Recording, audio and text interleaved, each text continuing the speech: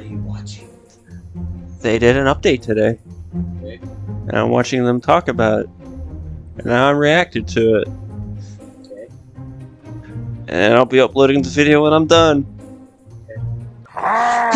What is up, Static Gamers? I'm on webcam today. I generally haven't been on webcam for a very long time, but today we're going to be reacting to the Halo Infinite update that just came up, hopefully to put my opinions, thoughts, and whatever to this.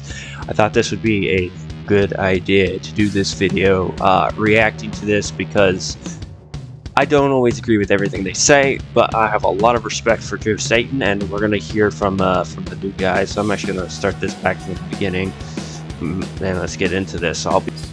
Excellent. I've got to give you props. Very strong jacket game. Thank you. This is my. I've seen this part of the video already. They're just trying to promote the jacket. I'm going to skip that because, no. Hard release. It seems like 343 is a lot better at developing games at a slower rate, which is okay, but their particular model that they want to do doesn't seem to work for them. There's more to this video that I watched coming through and into this opinion of mine, but basically what I'm saying is they neither set themselves up for success, nor did they do smart decisions.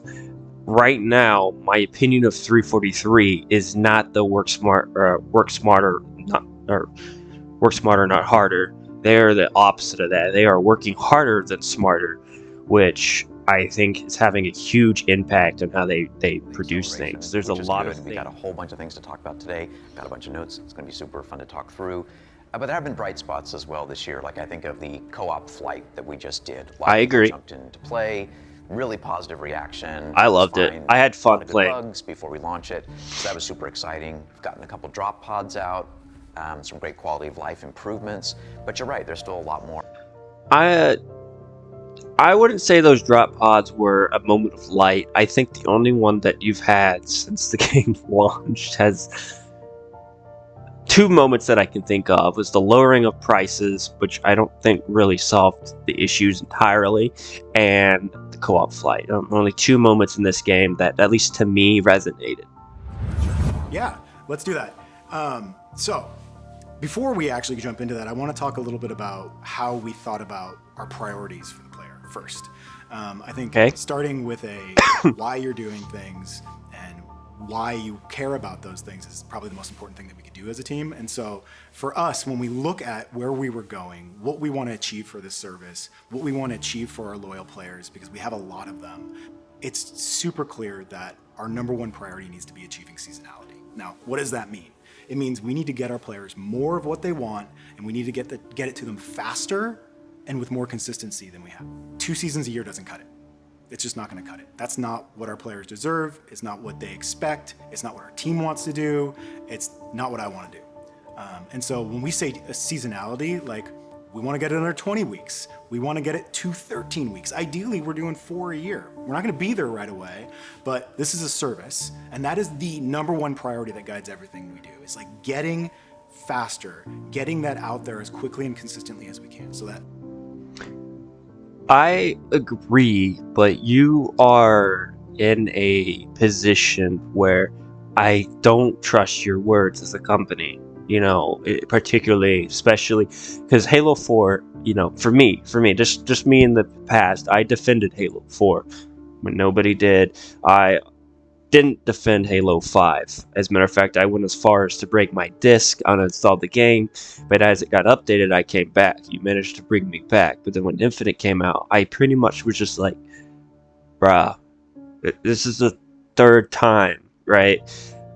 Like that, this was an success. Like, it didn't matter if I liked Halo 4. At the end of the day, the majority of the Halo community was at this stage, so I'm a minority. The majority should be catered to first. I'm just gonna say that. It's like the thing with the playable elites.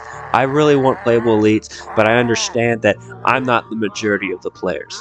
I'm in no rush to get playable elites. I still want them. Still gonna talk about them. But if they don't ever get added, okay. But and then we have these 4 other sort of player priorities, I would say, that duck under it that guide how we think about what we're prioritizing and the features that we want to develop. And so some of those are, driven by what the team is really passionate about, but many of them are also being driven. I just want to put a warning: a passion can only go so far.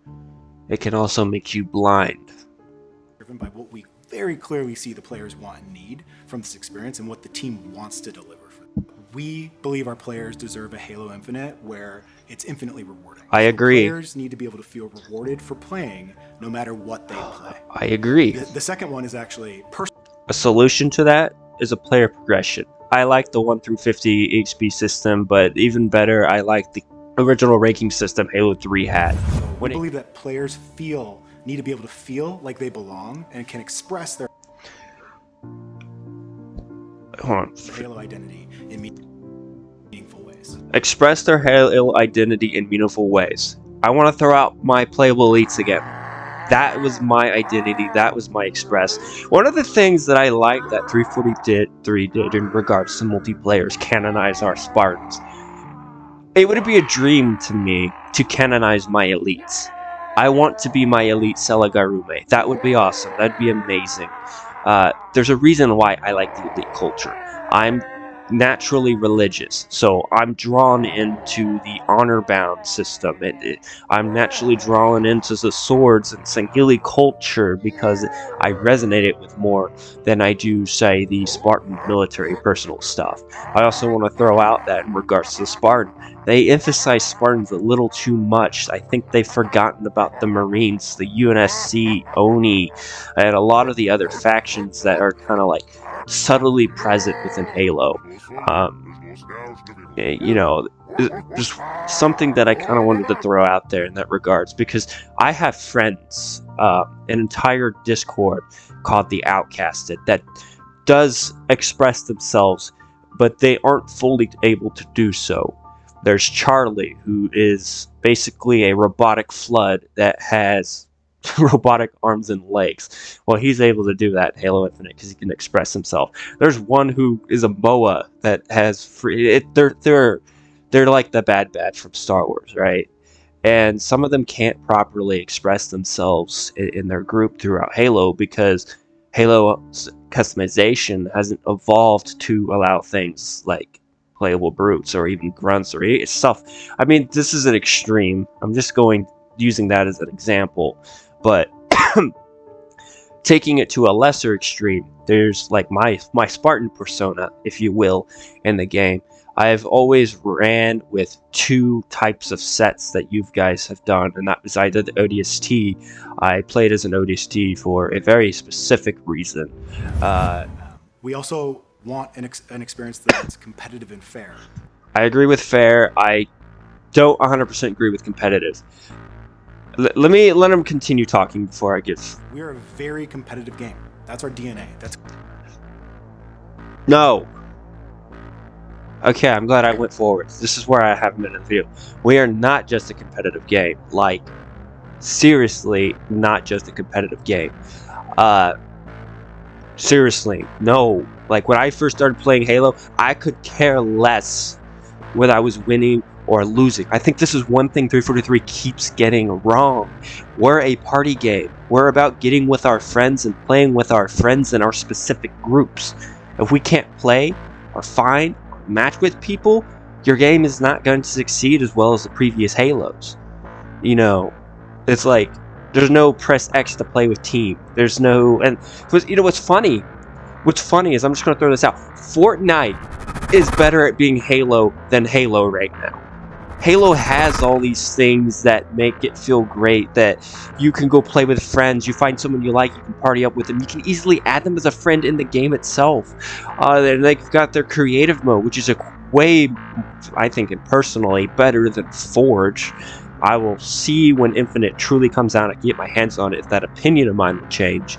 But as of right now, there are so many more things I can do in Fortnite alone, and all it has is a creative mode and a battle royale, and it feels more Halo without being Halo.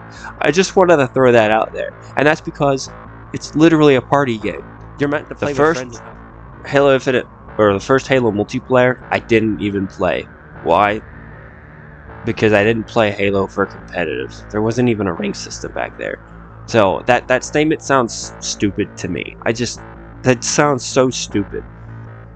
Game. And so we want an experience where players can expect that the game is competitive and fair. And In ranked, yes.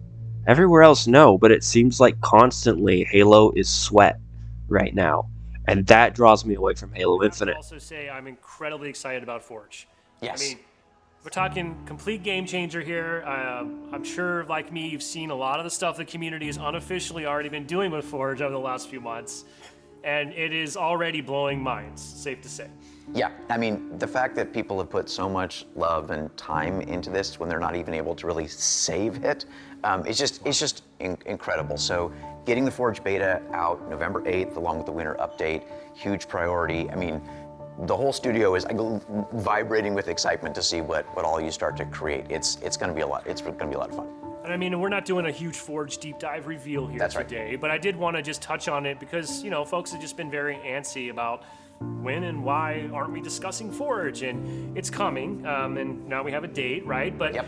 it is safe to say exponentially more powerful than any Forge we've ever released, is my understanding. In fact, I mean, I gotta look at my notes.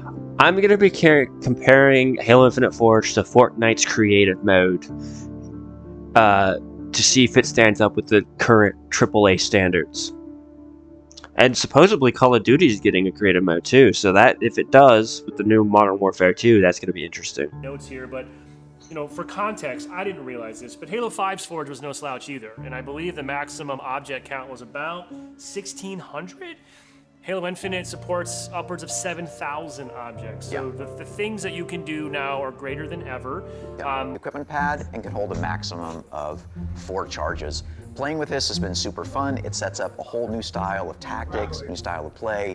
Really can't wait to see this get into players' hands and see what they start doing with it.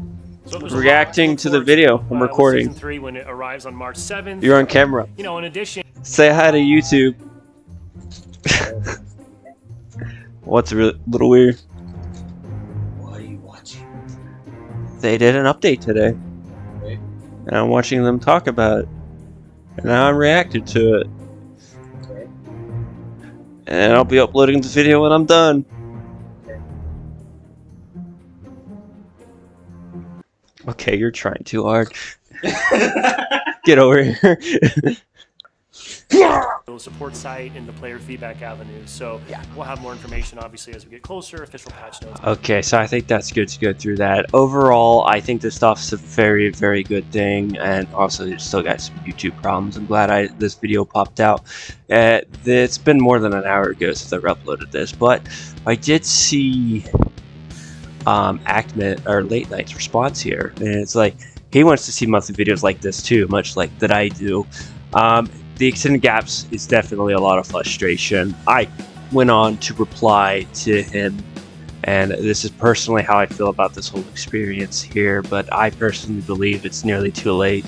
It's going to be an insane comeback if they somehow manage to pull this game around.